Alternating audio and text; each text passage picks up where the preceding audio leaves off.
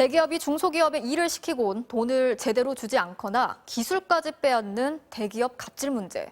문제가 생기면 장기간의 소송전으로 몰리면서 중소기업은 고사 직전에 이르는 경우가 많습니다. 다윗과 골리앗의 싸움으로 비유되는 대기업과 중소기업의 분쟁. 근절되지 않는 이유가 뭔지 조윤정 기자가 집중 취재했습니다. 현대건설이 경상남도로부터 발주받아 건설한 한 도로. 중소건설사인 독림종합건설은 지난 2013년 이 도로 공사에 하도급 업체로 참여했습니다. 도로에 흙을 깔고 배수 구조물을 설치하고 다리도 두 곳 만드는 일이었습니다. 다른 업체가 하다 그만둔 공사를 남은 작업만 하기로 계약한 건데 막상 현장에 가보니 문제가 있었습니다. 짓고 있던 다리 구조물의 높이와 폭이 설계와 달라 뜯어내고 다시 공사를 해야 할 상황이었던 겁니다. 그 높이가 안 맞고 해가지고 또 부재가 제작이 갖다 잘못되니까 이중으로 또 제작에 대한 내용 오차를 또 수정을 해야 하는 거예요. 뭐 계약했는 공중을 하도 못하고 돈은 돈대로 다 들어가니까. 추가 공사가 필요하니 계약서를 다시 쓰자고 했지만 현대건설은 우선 공사부터 하라고 했다고 합니다. 변경해 주겠다. 작업을 해라. 뭐 투입비 정리를 해 주겠다. 시간도 없고 또 이제 원청에서 돈을 준다니까 우리 일하는 사람으로서는 일할 수밖에 없는 거죠. 기존 공사비만으로는 감당이 안 돼 임금 체불 문제까지 발생하면서 독림건설은 결국 3년 만에 공사를 중단했습니다. 못 받은 공사비가 35억 원이라는 게 독림건설의 설명인데 그런데도 현대건설은 추가 공사를 시킨 적이 없다며 계약을 해지하고 오히려 독림건설을 상대로 소송을 냈습니다. 공사 대금으로 210억 원을 지급했는데 진행된 공사는 138억 원 수준으로 72억 원을 떼먹었다는 겁니다. 사기 혐의로 형사 고소까지 했습니다. 추가 공사 변경 계약을 안 해줬으니까 서류상으로 없어요. 너네가 다 책임지고 너네가 한다고 그러지 않았냐 뭐 이런 식으로 몰면서. 5년간 이어진 소송에서 독림건설은 민형사를 모두 이겼습니다. 사기 혐의는 무혐의 처분을 받았고 공사비에 대해서도 현대건설이 독림건설에 13억 원을 줘야 한다는 대법원 확정 판결을 지난달 받았습니다. 하지만 남은 건 파산 직전의 회사뿐입니다.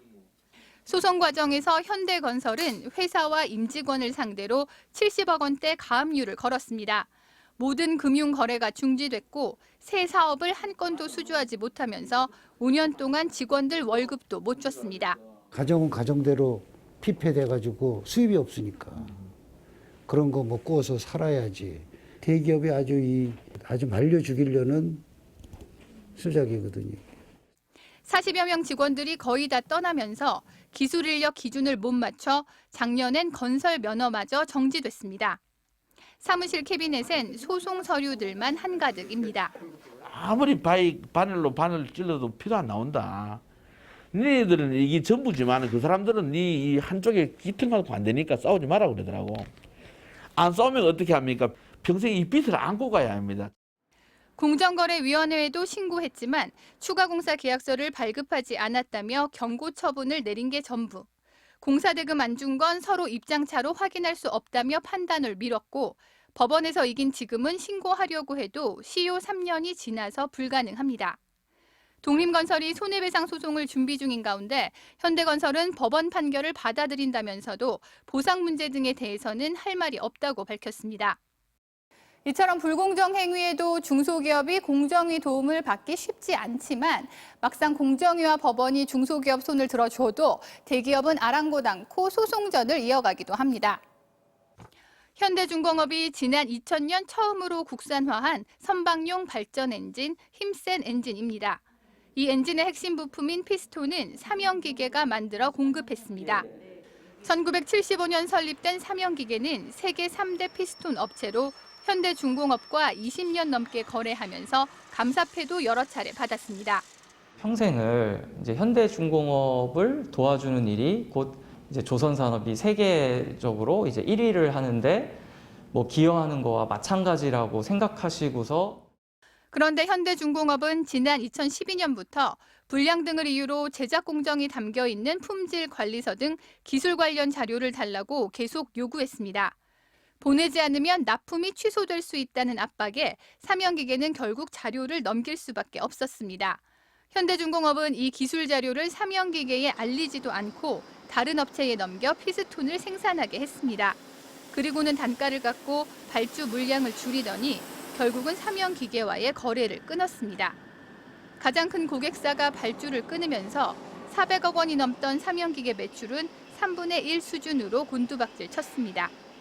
현대중공업 입장에서는 이거 뭐 하나 그거 뭐 기술 하나 그냥 뭐 가지고 간 건데 이렇게 생각하실 수도 있겠지만 저희는 거의 전부를 빼앗긴 거나 다름없다고.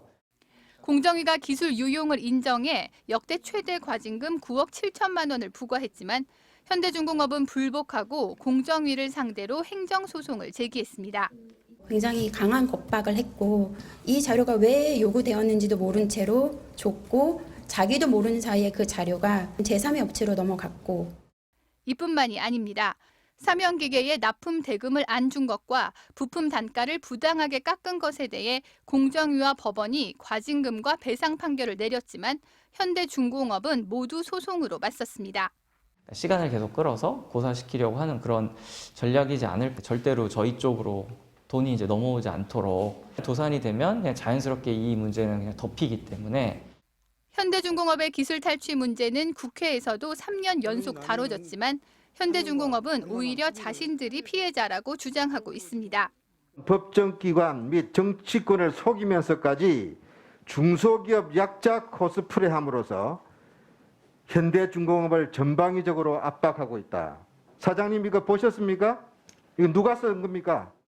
현대중공업은 공정위와 법원 판단을 존중하지만 본사 입장이 충분히 반영되지 않아 추가 자료 제출 등을 통해 상급심 판결을 받겠다는 입장을 밝혔습니다. 대기업들이 중소기업과의 분쟁을 합의 대신 소송으로 끌고 가는 건 장기간 소송을 버틸 수 있는 중소기업이 많지 않은 데다 서로 지더라도 합의를 하는 것보다 이익이기 때문입니다. 우리나라의 특허 손해배상액 중앙값은 6천만 원으로 미국의 65억 7천만 원의 100분의 1 수준도 안 됩니다. 기술 탈취에 대한 징벌적 손해배상 제도가 지난 2012년 도입됐지만 아직 적용받은 경우도 없습니다. 과징금 대비 탈취해서 얻어낸 그 기술의 가치랑 그 비교를 해보면 뭐 비교도 안 되게 기술 탈취하는 게 더 이득이거든요. 실제로 중소기업들은 불공정 거래로 피해를 받은 경우 징벌적 손해배상 비율을 높이고 공정위와 법원 사건 처리 기간을 단축하는 게 가장 필요한 걸로 나타났습니다. 신고를 하는 순간 하도급 거래 관계가 끊길 수 있다는 그런 불안감이 있고 법원에서 입증하는데도 상당히 어려움이 있다는 것. 그러니까 지금 현재 3배로 부족하다는 것은 국내 중소제조업체 10곳 중 4곳은 매출의 80%를 대기업 납품에 의존하고 있습니다. 그러다 보니 부당한 요구에 저항하기가 쉽지 않고 이는 다시 대기업 의존도를 높이는 악순환으로 이어지고 있습니다. 우리 중소기업이 종속적인 체제에 있다 보니까 기술 투자도 잘 안 해요. 왜냐하면 딱 살아남을 수 있게 3% 정도밖에 이익률을 안 주거든요, 대기업이. 공정거래위원회는 이와 관련해 현재 피해액의 3배인 기술 유용 행위에 대한 징벌적 손해배상제를 10배로 확대하는 등 대기업 불공정 행위를 근절할 수 있는 제도 마련에 나설 계획이라고 밝혔습니다. MBC 뉴스 조윤정입니다.